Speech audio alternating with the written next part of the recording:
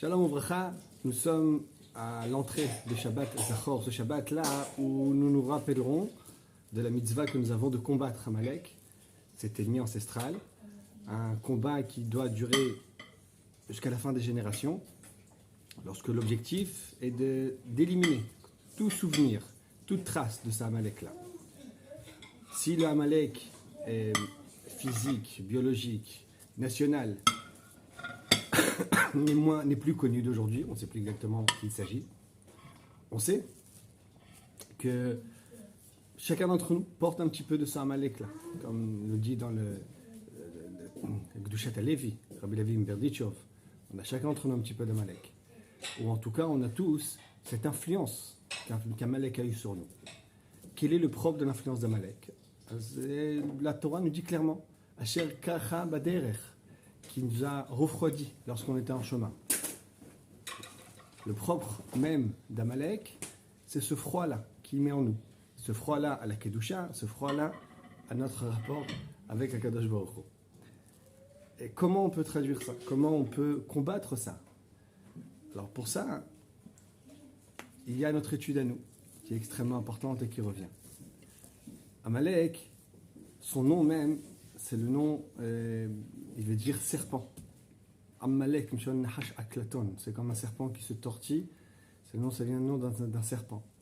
Amalek, c'est l'incarnation nationale du serpent, du Nachash HaKadmoni, du premier serpent qui était dans le Gan Eden, qui a fait fauter Adam et Chava. On sait que ce serpent-là, sa façon de faire fauter, ça part par le Lashon Hara. Ça passe par... C'est le premier. La première faute qui a été faite, ça a été fait par ça. Ça s'était fait en disant de la médisance d'Akadosh Baruch Hu, de parler du mal, de la chose, de l'être, de l'existence, la meilleure qu'il puisse y avoir. Lorsqu'on parle du mal des choses, on détruit notre capacité de parler, même de penser. Il est marqué dans les Sfarim HaKadoshim que lorsque quelqu'un qui parle des choses qui sont interdites, sa bouche devient tméa, sa bouche devient comme impure. Et une conséquence de cette impureté-là, la conséquence elle est simple, la conséquence c'est cette froideur qui vient après. On étudie, on prie.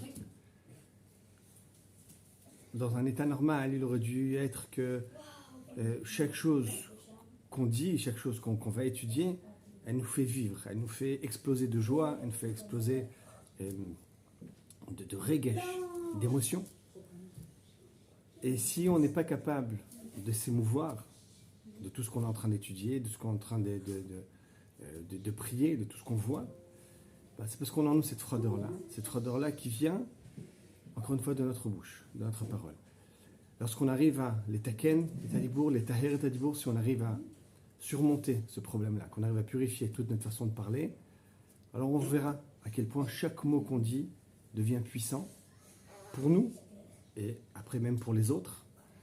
Et Bezrat Hashem, donc, les scores et Amalek, ça se passe, les scores, l'imchot et Amalek, se souvenir de détruire Amalek, ça passe aussi par se souvenir de garder notre bouche de tout ce qu'il faut.